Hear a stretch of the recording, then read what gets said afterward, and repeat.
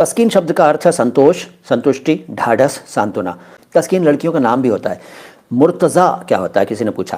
भाई मुर्तज़ा जो है वो मुर्तज़ा नहीं है, पहली बात तो ये समझ लीजिए, मुर्तज़ा है, मुर्तज़ा, ठीक है। और इसका मतलब है पसंदीदा, जिसको पसंद किया गया, जिसको चुना गया, जिसको सिलेक्ट किया गया, मुर्तज़ा। वैसे हज़रत अली का टाइटल भी था ये। और हैदर किसे कहते हैं, हैदर भी हज़रत अली का टाइटल था, और इसका शाब्दिक अर्थ है बहादुर, और इसके अलावा शेर भी इसका एक अर्थ है, नाम भी होता है, मुर्तज़ा भी नाम होता है। तबर्रा का मतलब होता है लानत भेजना, लानत मलामत करना, कर्ज करना, गालियाँ देना, धिक्कारना। वजहुल्लाह किसी ने पूछा, वजहुल्लाह किसे कहते हैं, तो वजहुल्लाह अल्लाह की ज़ात को कहते हैं, ठीक है, अल्लाह की ज़ात को वजहुल्लाह कहते हैं।